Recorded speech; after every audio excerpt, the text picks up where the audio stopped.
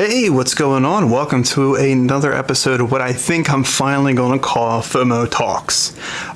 Mainly because a lot of the stuff I'm going to be talking about is exactly that. Just talk, speculation, not so much news.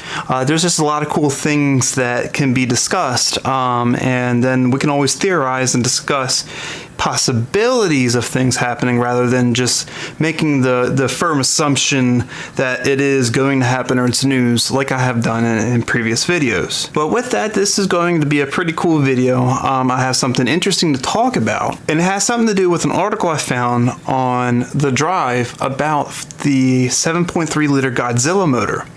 Now, this is a very interesting article. So let's go ahead, let's go look at the article and read what is so special.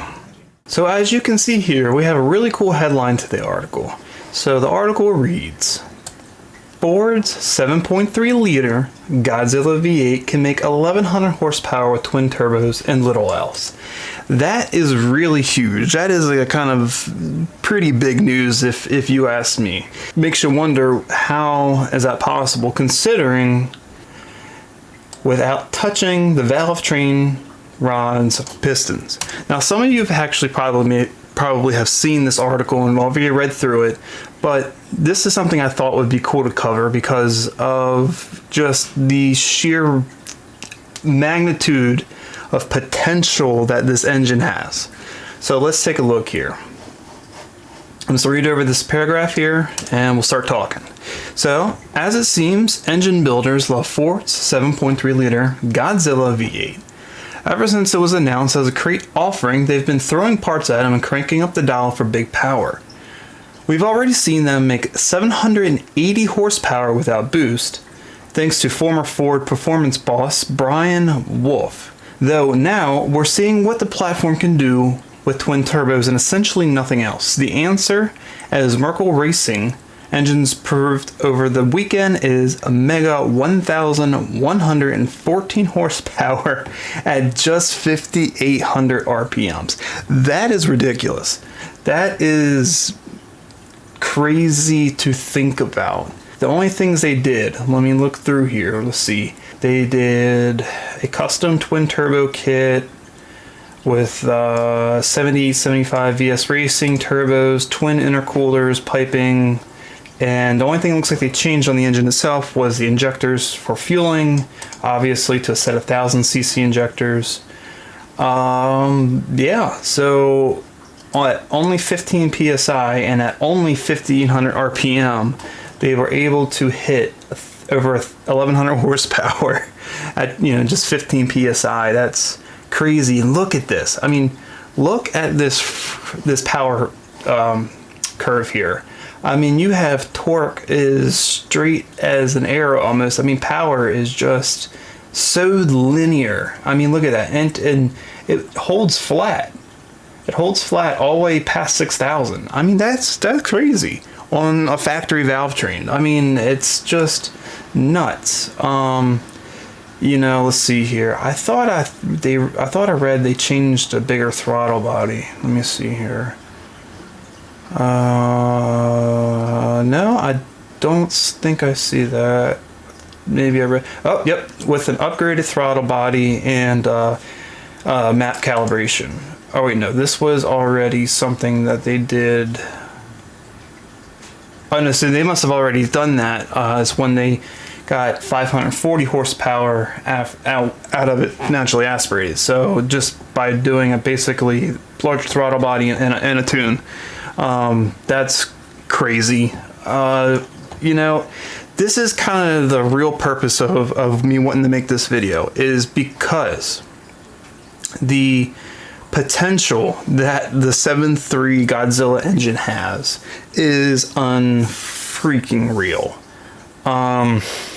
Which is funny because, Ford, known for the last 20 plus years for their overhead cam engines. Everyone always got on Ford about it, and you've always had Chevy in the corner beating up on Ford, and then you got Dodge coming out with all the Hellcat engines and stuff, 700 horsepower, just crazy pushrod engines, and it's just like mocking Ford enthusiasts for stock, in terms of engine capability. And so many people want to throw so much shade at an overhead cam engine and completely disregard the benefits of it. For me, I always loved the overhead cam stuff. I thought it was cool. It's exotic. It's, more modern, high revving. Just, to me, that was what sold me on wanting to own a car with said engine, i.e. my 97 Cobra. Ford hasn't produced an overhead valve, so a pushrod engine, in 20 plus years. And now I'm sorry, it's because they did continue the 460 and the 351 and 302 through the 90s, but just in the trucks. Yes. But for most cars, it was overhead cam, and basically by the 2000s, they didn't make anything. It was all overhead cam stuff. They come out with this brand new, fully ground up built design or pushrod engine. It's been proven that it's overbuilt. I mean, they've even admitted that. They know what they were doing, because they immediately offered the engine for sale as a crate motor. They knew what they were doing. This engine was built for durability. It was built to be powerful. It was also built to be a racing motor. I mean, you see people who tear these things apart, and they're like, this is stuff you only find on like purpose-built race engines. Ford knows what they were doing, and it's pretty crazy that they haven't produced a pushrod engine in over 20 years, and they come out and produce probably one of the most baddest ass pushrod engines that we're going to see in the modern times. The fact that just bolt-ons, you can get over 500 horsepower NA. I mean simple bolt-ons. Just a throttle body and tune. That's crazy. They're so underrated, and just, I think I read that the injectors, factory injectors, are actually good to like 700 horsepower. So realistically, in most applications, like you see in these trucks and stuff, put a supercharger kit on it, and you have 600 horsepower F250 factory fuel system, everything. So it's crazy. Being a Ford enthusiast, of course, this just excites me to no end. And it's not that it's like getting back at all the Chevy boys that wanted to, kind of one up everyone. Oh yeah, I pulled my engine out of a 15-year-old Chevy Silverado, slapped the turbo on it, and I'm spanking Mustang. You know what? That fine. It's cool. It's cool that you could do that. And I had no problem with that. But it's like the LS world got a little too crazy. And then people started doing the Coyote swaps and stuff. It's fine.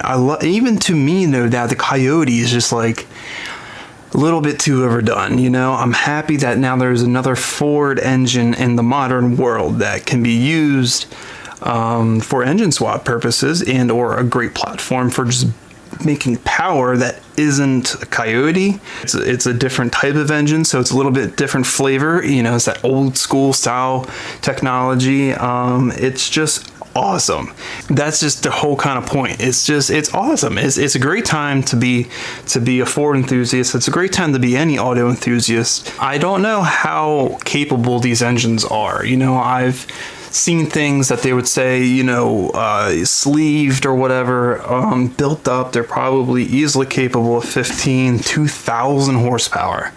That is nuts. If you can find one of these, and once they start being more mass produced, you find one of these in the wrecking yard in a few years, right? From an F250 or whatever. But people will be ripping them out for the sole purpose of, reselling them.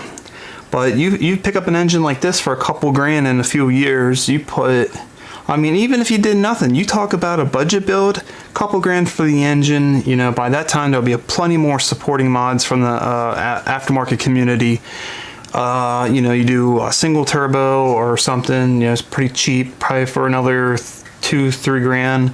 Maybe if you really need to do a fuel system upgrade or whatever, just to be on the safe side, a little bit larger injectors, and then you can have a reliable 800 horsepower motor all day long. You put that in a Fox body, you have a 9-second car, really easily. quite honestly. And without changing, you know, any of the valve train components or whatever the engine, you'll retain drivability. You got the modern,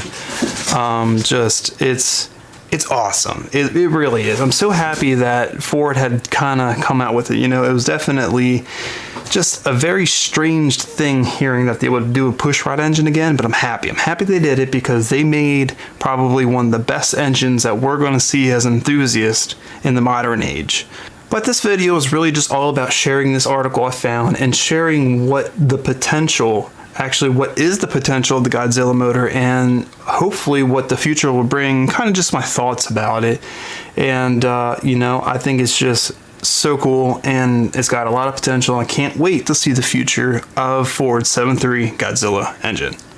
Alright, so that is it for this video. If you liked the video, please give it a thumbs up, share it with your friends and family, and if you want to see more content like this, go ahead, subscribe to the channel, and keep a lookout for the next video.